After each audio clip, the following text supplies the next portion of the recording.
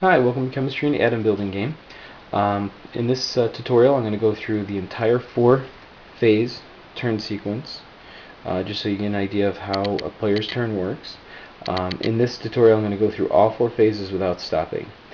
In the 4 previous tutorials, you'll find that I stopped each phase, just that way that players can, if you're trying to watch it and you want to watch just the chemistry card phase, or you didn't quite understand the conversion phase, you can always go back and watch those phases independently without having to watch the entire, 5 to 10 minute video. So anyway, so in this phase I'm going to go through all 4 phases. Okay, player starts with three cards in their hand. Okay, 3 cards in their hand and their discard pile. Okay, gosh, I'm sorry, the deck. Okay, so 3 cards in their hand and their deck of cards. Okay, so the player first starts with step 1, which is the question phase. The other player will ask the question. The player will then attempt to answer the card. So let's say that the player answers the card and says that they get it right, inner transition metals. So they got the card right, so they get 2 quarks, and they're allowed to move on to the chemistry card phase. Now, if they didn't get the question correct, then their turn ends and play moves on to the other player. But let's say you got it right. Alright, so chemistry card phase. Now, if we look at our chemistry cards, we got 2 options here. We got +2 cards, +1 play, +2 quarks, +1 question card, +2 plays. Now again, +2 cards allows me to draw more cards from my deck and put them into my hand. +1 play allows me to play more of the yellow chemistry cards. +1 question card allows me to draw another question card and answer it. So let's go ahead and do that one. I'm going to get +2 quarks, so I'm going to add that to the original number of quarks that I have. So I've got 2 here, so a total of 4 already, which is good. So I'll do that. It also said +1 question, so I'll answer this card here. Now let's say the player asks me this card, name the 7 diatomic molecules. Say I get it wrong, miss it. Okay, missed one of the 7. Alright, so that means that nothing happens. The card, I don't get the quark points. The card is just removed from the game, and no big deal. Okay? So now, according to this card, I still have 2 plays that I can do. So I will play the next card, which says +2 cards, +1 play.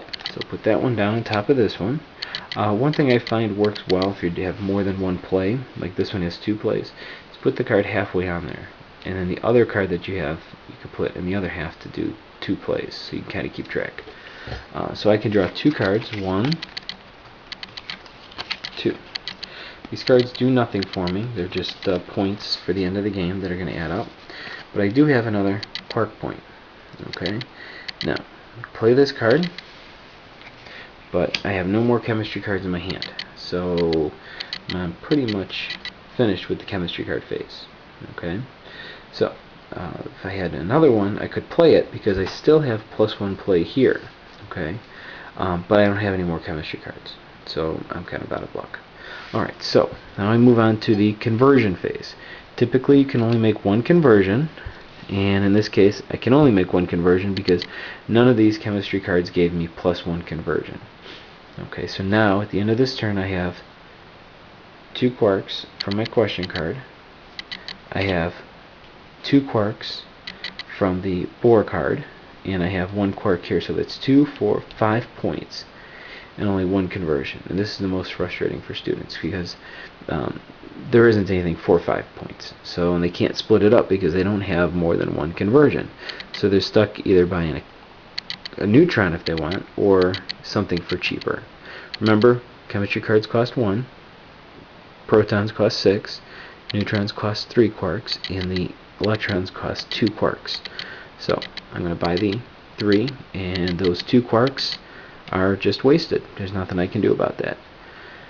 Okay, so that ends the conversion phase, and I move on to the draw phase. The draw phase, I'm going to take all the cards that I played and all the cards that are remaining in my hands and the card that I just bought, put those all into a discard pile. Question cards are removed from the game, and I'm going to draw 1, 2, 3 cards. And that would end my turn. So now these are the cards that I'll have for my next hand, my next turn, and play moves on to the next player. So there's the 4 sequence turn. Thank you very much.